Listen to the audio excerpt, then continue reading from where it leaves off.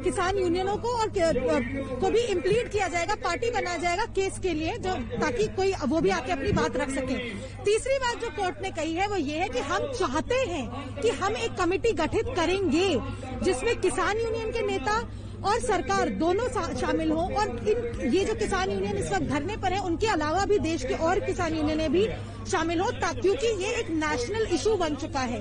ये सारी बातें कह के कोर्ट ने कहा है कि कल सुनवाई होगी। हमारे साथ किसान यूनियन के नेता भी जुड़ रहे हैं। पन्नू जी, सर अब कोर्ट कह रही है कि हम पूरा सुनेंगे और किसान यूनियनों की भी सुनेंगे, सरकार की भी सुनेंगे।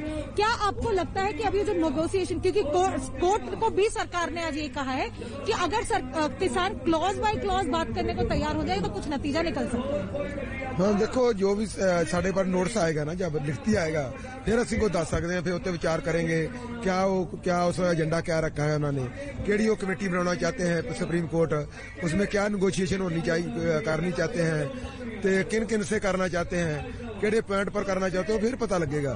पर सानू तो भी असी तो पॉइंटां पर गल करन दी सानू लोड़ नहीं हैगी, क्योंकि असी तो दी वापसी की गल कर रहे हैं, काले खेती कानूनों की जेडे तीनों उनकी वापसी की गल कर रहे हैं, पर उसके पॉइंट की क्या गल होगी, पॉइंट पर तो गल ही नहीं करना चाहते अभी। लेकिन कोर्ट कह रही है। लौटूंगी मैं आपके पास अनीशा। हमारे संवाददाता जितेंद्र बहादुर सिंह भी लगातार हमारे साथ जुड़े हुए हैं। जितेंद्र, अब ये जो रुख स्पष्ट किया है यहाँ पर कोर्ट ने, उन्होंने कहा है कि एक कमेटी का गठन किया जाएगा ताकि बातचीत के रास्ते और बेहतर तरीके से खुल सके। अगर आपकी वहां पर कुछ किसान नेताओं से बातचीत हो सके, क्या वो इस पर राजी होंगे? बिल्कुल, यहाँ पर जो किसान नेता हैं, भारतीय किसान यूनियन भानु के सदस्य हैं, उनसे बातचीत करने की कोशिश करते हैं। ये बताइए कि कोर्ट की तरफ से कहा गया कि एक कमेटी बना करके, क्योंकि ये राष्ट्रीय मुद्दा है और ऐसे मुद्दों को कमेटी बना करके सुलझाया जाना चाहिए, आप लोगों का क्या कहना है? ये तो बहुत अच्छी बात है। अगर कमेटी बना करके और हमारे प्रधानमंत्री नरेंद्र मोदी जी कमेटी में शामिल किसानों को करके स्वामीनाथन आयोग की रिपोर्ट लगा करके हमारी फसल खरीदे, हमें क्या है, एमएसपी की हमें गारंटी दे दे, 3/7 धारा जो उन्होंने अनाज कितना भी कोई भर सकता है उसे रोक दे, हम उनके साथ हैं, हम देश के साथ हैं, हम देश के विरोध में थोड़ी हैं, हम देशद्रोही थोड़ी हैं। लेकिन हमको जो गुंडा मवाली फारे मारना ये सब नहीं करना चाहिए था। दूसरी बात, हमारी एक और बात है, हमारे माननीय राष्ट्रीय अध्यक्ष जी ने के ऊपर जो हमारे विपक्षी किसान नेताओं ने जो दुनिया भर के उल्टे सीधे काम करते हैं, उन्होंने कहा चिल्ला बॉर्डर पर से धरना खत्म कर दिया। मैं उन सबसे कहने देना चाहता हूं, वो आकर के देख ले चिल्ला बॉर्डर आज भी हमने जाम कर रखा है, हम चिल्ला बॉर्डर से नहीं गए।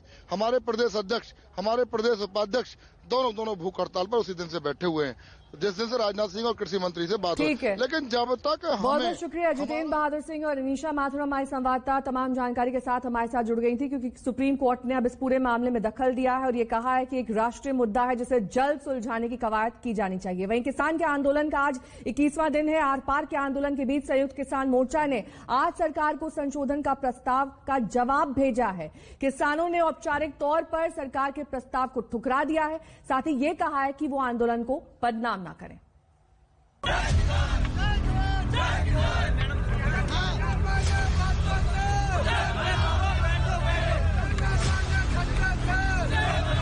किसानों के आंदोलन को 20 दिन पूरे हो गए हैं। आज 21वां दिन है। जैसे जैसे दिन बीत रहा है वैसे वैसे किसानों का आंदोलन और मजबूत होता जा रहा है। दिल्ली नोएडा को जोड़ने वाले चिल्ला बॉर्डर पर किसानों ने फिर से हंगामा कर दिया। किसान अपने एजेंडे को लेकर क्लियर हैं। उनका साफ कहना है कि सरकार जब तक कानून वापस नहीं लेगी तब तक आंदोलन खत्म नहीं होगा। आज स्थिति है, सरकार के गले में घंटी आ रही, खाओगा जिम मरेगा, नहीं खाओगा जिम मरेगा। अगर किसान की समस्या मान ली तो बचेगा, और जो नहीं इस आंदोलन को एक ही तरीका रहेगा हमारे पास, तो या तो हम गोली खाओगे, हमें गोली तो हटा दो, और नहीं हमारी बात मान लो, दो ही रास्ते रहेंगे, तीसरा। इस बीच किसानों ने आज सरकार को संशोधन प्रस्ताव का जवाब भेजा है। किसानों ने औपचारिक तौर पर सरकार के प्रस्ताव को ठुकरा दिया है, साथ ही आंदोलन को बदनाम नहीं करने की अपील की है। पिछले 21 दिनों से आंदोलन कर रहे किसानों ने सरकार के संशोधन प्रस्ताव पर लिखित रूप से उनको जवाब भेजा है। इस प्रस्ताव में किसानों की तरफ से ये कहा गया है कि सरकार ने जो उनको प्रपोजल दिया है उसको औपचारिक तौर पर किसान खारिज करते हैं। साथ ही किसानों ने ये कहा है कि जो किसानों का आंदोलन अलग अलग जगहों पर चल रहा है उसको लेकर के सरकार दूसरे किसान संगठनों से बात करके बदनाम न करे। अब इस तरीके की बातें किसानों की तरफ से कही जाने लगी हैं। दरअसल संयुक्त किसान मोर्चा के दर्शन पाल ने कृषि मंत्रालय के संयुक्त सचिव विवेक अग्रवाल को चिट्ठी भेजी है। चिट्ठी में संयुक्त किसान मोर्चा की तरफ से सरकार को औपचारिक रूप से जानकारी दी गई है कि किसानों ने सरकार के संशोधन प्रस्ताव को नकार दिया है। सरकार को भेजी चिट्ठी में संयुक्त किसान मोर्चा ने इसका जवाब देते हुए कहा कि सरकार से जो प्रस्ताव मिला था वो उनके मौखिक प्रस्ताव का ही लिखित प्रारूप था। संयुक्त किसान मोर्चा के मुताबिक किसान नेता पहले ही विभिन्न दौर की बातचीत में मौखिक तौर पर अपनी बात रख चुके थे, इसीलिए लिखित जवाब नहीं दिया। मोर्चे ने कहा कि सरकार आंदोलन को बदनाम न करे। मोर्चे ने दूसरे किसान संगठनों से समानांतर वार्ता पर भी नाराजगी जताई है। दरअसल सरकार की तरफ से बार बार कहा जा रहा था कि उनके लिखित प्रस्ताव का किसानों की तरफ से कोई औपचारिक जवाब नहीं मिला है, जिसके बाद किसानों की तरफ से ये जवाब सरकार को दिया गया है। भारतीय किसान यूनियन के सभी राष्ट्रीय और प्रादेशिक पदाधिकारी उत्तर प्रदेश से यहाँ आए हुए हैं और उन्होंने इन तीनों कृषि सुधार बिलों का बहुत ताकत से समर्थन किया है और उन्होंने कहा है कि हम बिलों के साथ हैं, सरकार के साथ हैं।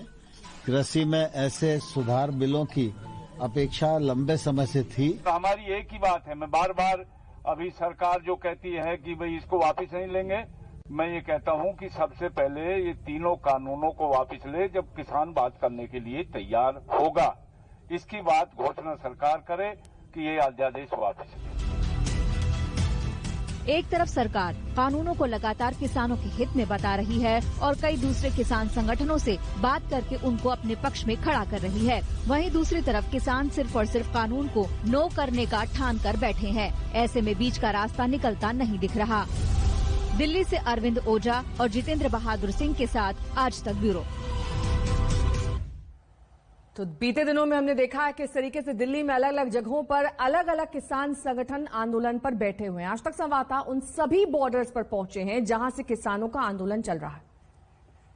किसान आंदोलन का आज 21वां दिन है। नोएडा से जो दिल्ली की तरफ रास्ता जाता है, अब से थोड़ी देर पहले इन किसानों ने इस रास्ते को बंद कर दिया है। आपको दिखाना चाहेंगे कि ट्रैक्टर को रास्ते में लगा करके किसानों ने इस पूरे रास्ते को बंद कर दिया है। 24 घंटे में दूसरी बार किसानों की तरफ से इस रास्ते को बंद किया गया है। पुलिस प्रशासन और किसानों के जो नेता हैं उनके बीच में बातचीत चल रही है कि इस रास्ते को किस तरीके से खोला जाए। यहाँ पर आप देखिए सड़क पर ही धरने पर बैठे हुए हैं जो किसान हैं और ये लोग यही मांग कर रहे हैं कि जो तीनों कृषि कानून हैं उनको वापस लिया जाना चाहिए। आप लोगों ने 24 घंटे में दूसरी बार इस रास्ते को फिर बंद कर देखिए, हम लोग अब बंद किए हैं। अब ये बंद रहेगा इस वजह से कि हम लोगों ने कल 11 बजे, आज सुबह 11 बजे का एक प्लान किया था, रणनीति की थी। दिल्ली की तरफ जो जाने वाला रास्ता है उसको मैं दिखाना चाहूंगा। आप पूरा ये रास्ता सामने की तरफ देखिए। पैरामिलिट्री फोर्स के भी और जो दिल्ली पुलिस और यूपी पुलिस के जो जवान हैं वो लगाए गए हैं और अभी इसको बंद किया गया है। जो यहाँ पर किसानों के नेता हैं उनसे बातचीत पुलिस प्रशासन का चल रहा है। ये कह रहे हैं कि कुछ देर बाद ये मामला सुलझ जाएगा, उसके बाद इस रास्ते को खोला जाएगा। तो दिल्ली में इस समय कड़ाके की ठंड भी पड़ रही है। कई जगहों पर 3rd डिग्री का ये ठंड का टॉर्चर भी इन किसानों को झेलना पड़ रहा है। इन सबके बावजूद किसान कंबल, अलाव और चाय की चुस्की के सहारे अपने इरादे पर डटे हुए हैं। सर्दी का ये आग का सहारा है और कम्बल अम्बल बस चलता रहता है। सर्दी कितनी भी लगे लेकिन हम लोग को तो अपने डटे रहना है। कहीं चाय की चुस्की तो कहीं अलाव का सहारा, कहीं गुनगुनी धूप का आनंद, तो कहीं कंबल में खुद को समेटे हुए। ये तस्वीरें देश की राजधानी में चल रहे किसान आंदोलन की हैं। इधर दिल्ली में सर्दी ने धीरे धीरे अपना रंग दिखाना शुरू कर दिया है। आंदोलन पर डटे किसानों पर भी सर्दी का 3rd डिग्री टॉर्चर पड़ रहा है, लेकिन किसान अपनी मांगों को लेकर 21वें दिन भी डटे हुए हैं। मैं चिल्ला बॉर्डर पर मौजूद हूं। यहां पर आपको दिखाना चाहेंगे जो किसान हैं वो अलाव का सहारा लेकर के यहां पर सिर्फ और सिर्फ अपना आंदोलन कर रहे हैं। सर्दी कितनी भी पड़े लेकिन किसान अपनी मांगों से पीछे हटने को तैयार नहीं है। उनकी जिद है कि सरकार कृषि कानून को वापस ले ले। यही नहीं, किसान गोली खाने तक को तैयार हैं। एक तो आंदोलन की गर्मी से तरोताजा रखे हुए हैं, लेकिन साथ ही साथ चाय की चुस्की भी है। किस तरीके का ये आंदोलन है, किस तरीके का जोश है, क्या आगे की रणनीति? भाई ये तो आप देख रहे हैं, आगे की रणनीति तो यार सरकार इन्हें वापसी ले ले। हमारी बनाई हुई सरकार है और सरकार हमारी बात नहीं मान लगी तो सरकार भी पछतावेगी। और जो नहीं, इस आंदोलन को एक ही तरीका रहेगा हमारे पास, तो या तो हम गोली खाओगे। चाय की चुस्की और अलाव के साथ किसानों का आंदोलन तो ठीक चल रहा है, लेकिन गाजीपुर बॉर्डर पर मथुरा से आए किसानों का एक दल बेहद अनूठा प्रदर्शन कर रहा है। अलग अलग अनाज, सब्जी, दाल, चावल से सजी प्लेटों के साथ किसान अपना आंदोलन कर रहे हैं। कई तरीके के अनूठे प्रदर्शन, अनूठा विरोध करने का तरीका भी दिखाई पड़ रहा है। और एक तरीका है यहाँ गाजीपुर बॉर्डर पर, जहाँ पर प्लेट में अलग अलग किसानों की जो खेती के प्रोडक्ट हैं वो लगाए गए हैं। क्या है इसका मतलब, क्यों है? आप कहाँ से आए हैं? हम लोग मथुरा से आए हुए हैं। हमने प्रोडक्ट लगाया है कि इस चीज को हम पैदा कर रहे हैं। सब्जी है, चावल है, दाल है, जितनी भी सब्जी है, अनाज है, मक्का है, सबको हम पैदा करते हैं। हम लोगों से ये खरीद करके सस्ती और ये बाजारों में हमारे भाइयों को महंगी देते हैं। हमारे भाइयों को महंगी दे करके उनको बेचारों को खिलाते हैं। किसानों की लाइन एकदम क्लियर है। समाधान सिर्फ एक है, तीनों कृषि सुधार कानून खत्म हो। अब आगे की रणनीति किसानों ने बना ली है। ये रणनीति दिल्ली को घेरने की है और आंदोलन को और तेज करने की, यानी किसान आर पार के मूड में है। दिल्ली नोएडा बॉर्डर से कुमार कुणाल और गाजीपुर बॉर्डर से जितेंद्र बहादुर सिंह के साथ आज तक ब्यूरो। रुकेंगे यहाँ छोटे से ब्रेक के लिए, फौरन होंगे हाजिर कुछ और खबरों के साथ। देखते रहिए आज तक।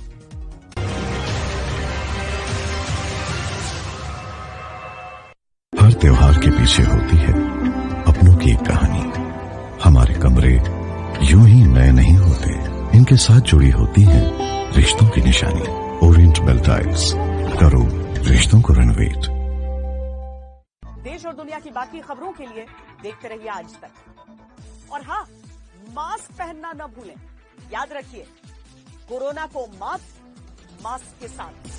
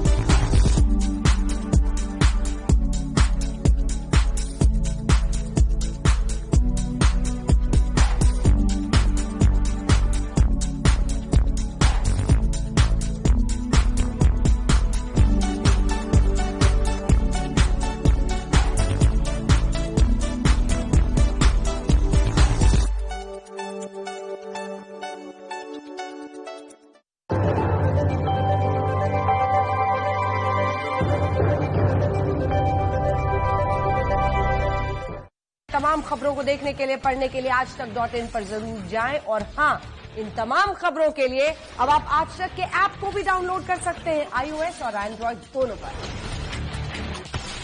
डाउनलोड करें आज तक मोबाइल ऐप। देश और दुनिया की बाकी खबरों के लिए देखते रहिए आज तक। और हाँ, मास्क पहनना न भूलें। याद रखिए, कोरोना को मास्क के साथ।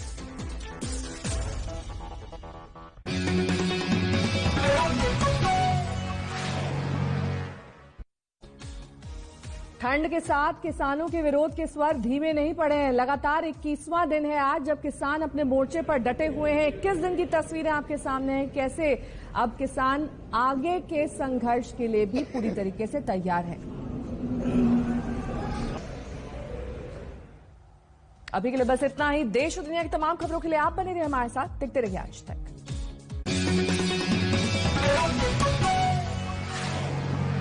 हर त्योहार के पीछे होती है अपनों की एक कहानी। हमारे कमरे यूं ही नए नहीं होते, इनके साथ जुड़ी होती है रिश्तों की निशानी। ऑरेंज बेल टाइल्स, करो रिश्तों को रेनोवेट। आज तक के साथ लगातार जुड़े रहने के लिए डाउनलोड कर लीजिए आज तक का मोबाइल ऐप।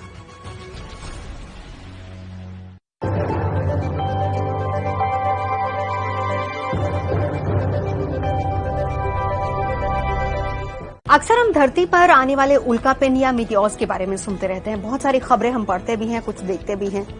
लेकिन क्या आपको पता है कि ये जानकारियां हमें कहां से मिलती हैं? मसलन अंतरिक्ष की गहराइयों से होकर कब ये धरती के ऊपर से गुजरेंगे, वो कितनी स्पीड होगी, कितना वक्त होगा, ये सारी जानकारियां हमें कहां से मिलती हैं? तो आज हम आपको बताएंगे उस एंटीना के बारे में जो हमें देता है ये सारी जानकारियां। तो ये सारी जानकारियां हमें आर्सिबो ऑब्जर्वेटरी में लगे एक विशालकाय एंटीना के जरिए मिलती हैं।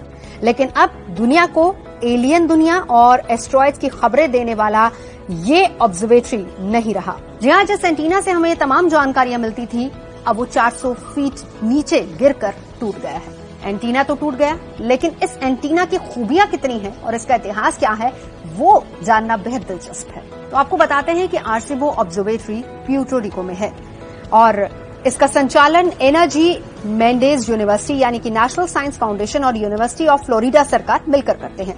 और इस ऑब्जर्वेटरी में एक बड़ा गोलाकार एंटीना था जो कि सुदूर अंतरिक्ष में होने वाली तमाम गतिविधियों को पकड़ता था। और इसका मुख्य काम यह था कि तमाम जो खगोलीय जानकारियां हैं, धरती से होकर कितने उल्कापिंड गुजर रहे हैं, उन सब के बारे में नजर रखना और वो जानकारी इकट्ठा करना और वो जानकारी देना भी। तो इस आर्सिबो ऑब्जर्वेटरी को बनाने का आइडिया कार्नेल यूनिवर्सिटी के प्रोफेसर विलियम ई गार्डन को आया था, जिन्होंने 1960 में इसका निर्माण शुरू किया और 1963 में ये बनकर तैयार हो गया था। हालांकि शुरुआत में इसका जो मकसद था, यानी इसको बनाने का जो आइडिया